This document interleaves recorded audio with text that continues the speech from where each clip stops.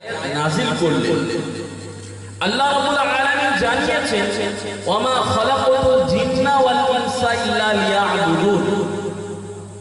আমি আল্লাহ, আমি সমস্ত জিন, সমস্ত ইনসান তাদেরকে আমি মবউস করেছি, পাঠিয়েছি শুধুমাত্র আমার উপাসনা করার জন্য, শুধুমাত্র আমার ইবাদত বান্দাগি করার জন্য।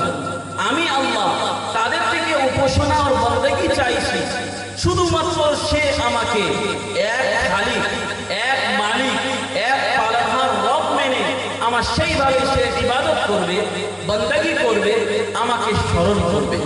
আমার সাথে কাউকেও শরীক করবে না, কাউকেও আল্লাহর সাথে শরীক করবে না।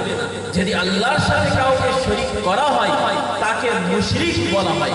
আল্লাহর যে অস্বীকার করে তাকে বেঈমান বলা হয়। অথবা যে মুসলমান কোরআন মধ্যে পড়ে থাকে তাকে ফাসিক বলা হয়। আল্লাহর সাথে কাউকে শরীক করা যাবে না। যদি কেউ আল্লাহর সাথে আল্লাহর মতো কাউকে মখলুকের মধ্যে থেকে শরীক করে থাকে তাকে মুশরিক বলা হয়। আল্লাহর যে অস্বীকার করবে তাকে বেঈমান কাফির বলা হয়। এই ক্ষেত্রে আল্লাহ রাব্বুল আলামিন আমাদের আদেশ দিয়েছেন, মা আতাকুমুর রাসূলু ফাখুযুহু ওয়া মা নাহাকুম আনহু ফান্তাহুহু। 28 পারায় সূরা হাশরের আয়াতে আল্লাহ রাব্বুল আলামিন ঘোষণা করেছেন যে যে আদেশ আমি আমার রাসূল তোমাকে দিয়েছি প্রিয় বান্দা, সেই আদেশের উপর তোমরা অনুসরণ করো, সেই আদেশের উপর তোমরা পুরো চলো, সেই আদেশে তোমরা ইত্তেবা আর তার উপর পেরবি করো। এই আদেশ হলো ইসলামের আদেশ। এই আদেশ হলো জনাবে মুহাম্মদ রাসূলুল্লাহ সাল্লাল্লাহু আলাইহি ওয়াসাল্লামের আদেশ। ওই আদেশ হলো আল্লাহ রাব্বুল আলামিনের আদেশ। ওই আদেশ হলো মুহাদ্দিসিন মুফাসসিরিনের আদেশ। ওই আদেশ হলো আইম্মায়ে মুজতাহিদিন, 4 মাযহাবের ইমামের আদেশ। ওই আদেশ হলো সিলসিলার 4 ইমাম বড় পীর পীরানি সৈয়দ আব্দুল কাদের জিলানী রাহমাতুল্লাহি আলাইহির আদেশ। তার আদেশ হলো খাজা মুঈনুদ্দিন চিশতি আজমেরি সঞ্জারি রাহমাতুল্লাহি আলাইহির আদেশ। তার আদেশ হলো পীরানি তরিকত মুজাদ্দিদুজ জামান দাদা হুজুর পীর কিবলা রাহমাতুল্লাহি আলাইহি এবং তার সমস্ত আওলাদ রাহমাতুল্লাহি আলাইহির আদেশ। তার আদেশ হলো এই ইসলামের আদেশ। আল্লামায়ে বাঙ্গাল আল্লামায়ে রুহুল আমিন রাহমাতুল্লাহি আলাইহি এই সবথেকে বড় আদেশ। সেই হচ্ছে ইসলাম, তাওহীদ, ঈমান। আল্লাহকে স্মরণ করো, আল্লাহকে তুমি ইবাদত করো, আল্লাহকে তুমি তার স্মরণ করো, তার উপাসনা করো এক মনে করে। আল্লাহ ছাড়া কোনো খালিক নেই, আল্লাহ ছাড়া কোনো মালিক নেই, আল্লাহ ছাড়া কোনো রাজিক নেই, আল্লাহ ছাড়া কোনো পালনহার পালন কর্তা নেই, আল্লাহ ছাড়া কোনো রাজিক, কোনো আপনাকে আমাকে কোই রহমত বর্ষণকারী নয়। সেই আল্লাহকে আমরা একভাবে স্মরণ করব, তার উপাসনা করব, তার বান্দাগি ইবাদত করব। এই হচ্ছে আদেশ, ইসলামের আদেশ। সুবহানাল্লাহ। সাথে সাথে এই আদেশের উপর চলার জন্য কিছু পদ্ধতি দরকার হয়, কিছু তরিকা দরকার হয়। সেই পদ্ধতি তরিকাটা কি আল্লাহ রাব্বুল আলামিন জানিয়েছেন। সেই পদ্ধতি তরিকা হচ্ছে আমার নবী, আমার হাবিব, আমার রাসূল, আমার হাবিব সাল্লাল্লাহু আলাইহি ওয়াসাল্লামের পথ অথবা রাস্তা। সেই টানার পদের উপরে চলতে হবে, সেই পদের উপরে, সেই রাস্তার উপর চলতে হবে, সেই সিরাতে মুস্তাকিমের উপর চলতে হবে। আর এইটাই হবে সঠিক হিদায়াতের রাস্তা। বলেন সুবহানাল্লাহ। ওইটাই হচ্ছে সুন্নাতুল জামাতের আকীদা, ওইটাই হচ্ছে সুন্নাতুল জামাতের রাস্তা অথবা পথ।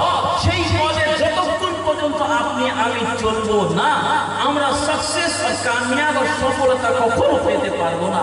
এই জন্য আপনাকে আমাকে সুন্নাতুল জামাতের উপরে থাকতে হবে, ঈমানকে যাচাই করতে হবে যে আমি আল্লাহ রাব্বুল আলামিন কতটুকু বান্দাগি উপাসনা করছি, আমি আমার দয়ার নবী জনাবে মুহাম্মদ রাসূলুল্লাহ সাল্লাল্লাহু আলাইহি ওয়াসাল্লামের কতটুকু আমি তার স্মরণ করছি, তার আদেশ অনুযায়ী আমি সুন্নতের উপর চলছি, তার জিন্দেগি কি আমার জিন্দেগির মধ্যে আছে কি না, আমার আউলিয়ায়ে কিরাম মুজাদ্দিদুজ জামান দাদা হুজুর পীর কিবলা রাহমাতুল্লাহি আলাইহি আদেশ ও তার তরিকা, তার সুন্নাত আমার জিন্দেগির মধ্যে আছে কিনা আমাকে দেখতে হবে।